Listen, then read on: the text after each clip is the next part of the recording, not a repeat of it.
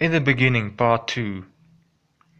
Now, looking at the world and seeing what state it is in, you may wonder if there is a God at all.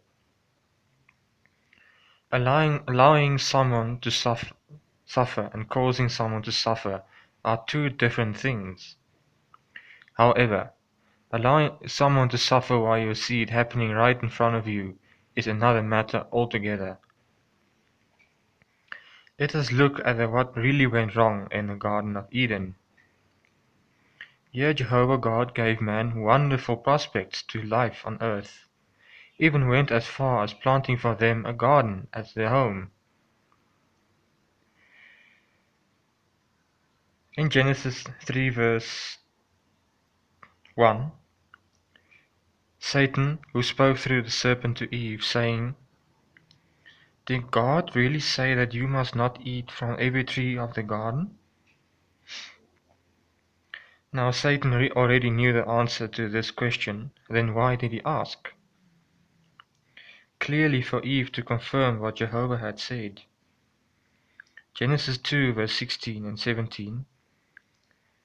Jehovah God gave this command to the man, "From every tree of the garden you may eat to satisfaction, but as for the tree of the knowledge of good and bad, you must not eat from it, for in the day you eat from it you will certainly die." After Eve confirms to the serpent what Jehovah said, he further says to Eve in Genesis 3 verse 4, "At this the serpent said to the woman, You certainly will not die, for God knows that in the very day you eat from it, your eyes will be opened, and you will be like God, knowing good and bad." First of all, let me just turn your attention to the fact that Jehovah God himself admitted in Genesis 3 verse 22. Jehovah God then said, "Here a man has become like one of us in knowing good and bad." We know now that Satan was right in saying that their eyes will be opened, and they will be like God, knowing good and bad. But did man not die just like Satan said? According to Genesis 5 verse 5, all the days of Adam's life amounted to 930 years, and then he died. Satan convinced Eve that Jehovah God didn't want her to eat from the tree of knowledge of good and bad, because he didn't want her to be like Jehovah God. Genesis 1 verse 27, "And God went on to create the man in his image." It also sounded like Jehovah God held something crucial back from man. When Eve ate the fruit from the forbidden tree and also gave some for her husband, they became aware that they were naked. When Jehovah called them, they were hiding from him because they were afraid, because they knew they did wrong. Jehovah asked them in Genesis 3 verse 11,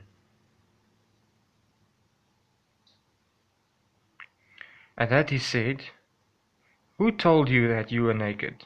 Have you eaten from the tree from which I commanded you not to eat?"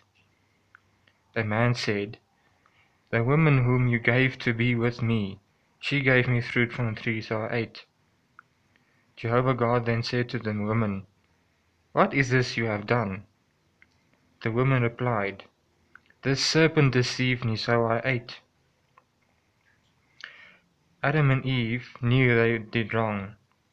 If they knew Satan was right, then they would have had no shame and wouldn't have become aware that they were naked. Jehovah God gave Adam and Eve a chance to admit their wrongdoing. But instead, Adam falsely blamed Jehovah God for giving him a wife that made him eat from the forbidden fruit. Eve then blamed the serpent. Both of them shifted the blame on someone else instead of taking responsibility for themselves. But who is the first one Jehovah judged? The serpent, then Satan who spoke through the serpent, and then man and his wife. This is why Jehovah expelled man from the Garden of Eden, because they refused to accept responsibility. See also my video, The Knowledge of Good and Bad. Now you are maybe wondering, what does this have to do with why the world is in such a state? The fact is, when man sinned, he realized he was naked because of his shame. From shame, because of guilt, came other bad qualities like pride, arrogance, etc. And from that time on, things were never the same. The present world led up from what happened in the Garden of Eden.